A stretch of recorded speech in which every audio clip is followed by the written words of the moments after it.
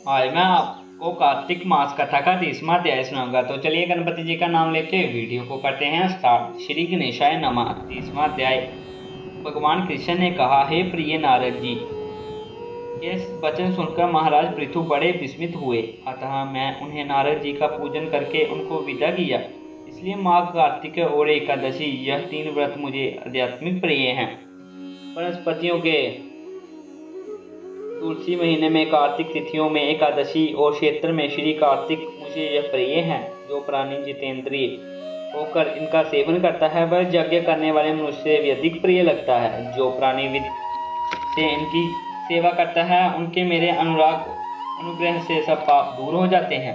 भगवान कृष्ण के यह वचन सुनकर सत्यभामा ने कहा, हे नाथ, आपने यह बात बड़ी आश्चर्यजनक कही है कि दूसरे के लिए पुण्य के फल से कलह की मुक्ति हो गई। यह प्रभावशाली कार्तिक मास आपको अधिक प्रिय है कि जिसे पतिद्रोह का पाप केवल स्नान के पुण्य से ही नष्ट हो गया। दूसरे मनुष्य द्वारा किया गया पुण्य उसके देने के कैसे मिल जाता है, यह आप मुझे बतलाइए। तब भगवान श्री कृष्ण ने कहा, बिना दिए हुए पुण्य और पाप जिस कर्म द्वारा मिलता है तो सुनो। सतयुग में देश, ग्राम तथा कुलों को दिया पुण्य या पाप मिलता था, किंतु कलयुग में केवल कर्ता को ही पाप और पुण्य का फल भोगना पड़ता है। संसर्ग में ना करने पर यह व्यवस्था की गई है, और संसंग से जैसे पाप का पुण्य दूसरे को मिलते हैं उसकी व्यवस्था भी सुनो।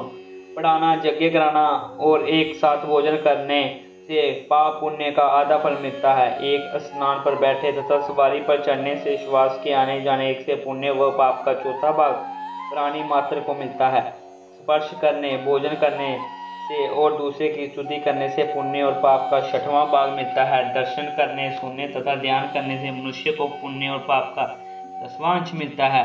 दूसरे की निंदा, चुगली और धिक्कार करने से उसका 7वां भाग मिलता है। पुण्य करने वाले मनुष्य की जो कोई सेवा करता है वह पुण्यों का भाग लेता है और अपना पुण्य उसे देता है। नौकर और शिष्य, इसके अतिरिक्त जो मनुष्य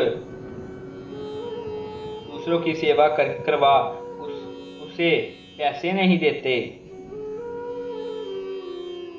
और वह सेवक उसके पुण्य का भागी होता है। पंक्ति में बैठे हुए भोजन करने वालों की पत्तल को जो व्यक्ति लांघता है वह उसके जितनी ही पत्तल उसने लांघी है उसे अपने पुण्य का 6वां भाग देता है।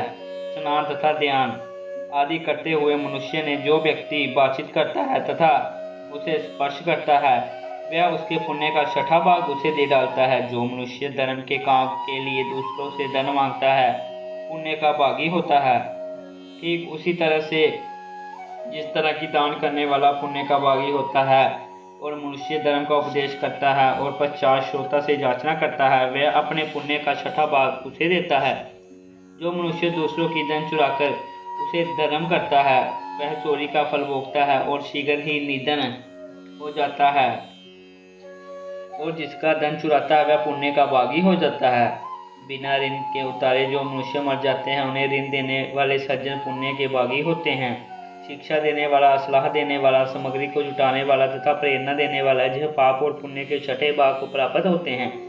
राजा के पाप पुण्य के 6ठांश का भोगी होता है और गुरु शिष्यों का, पति पत्नी का, पिता पुत्र का, स्त्री पति के लिए पुण्य का 6वां भाग पाती है। पति को खुश करने वाली आज्ञाकारी स्त्री पति के लिए पुण्य का आधा भाग लेती है। जो परमात्मा पुण्यात्मा प्राय लोगों को दान करता है वह उसके पुण्य का 6वां भाग प्राप्त करता है। जीविका देने वाला मनुष्य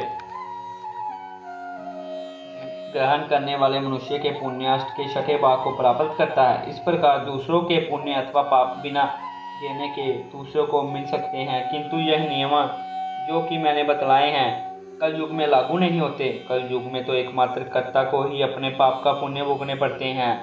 इस संबंध में एक बड़ा पुराण इतिहास है जो कि पवित्र भी है और बुद्धि का देने वाला भी है, तो इसे ध्यान से सुनो। इसी के साथ हमारा कार्तिक मास कथा का 30वां अध्याय समाप्त होता है। तो मिलते हैं 31वें अध्याय में।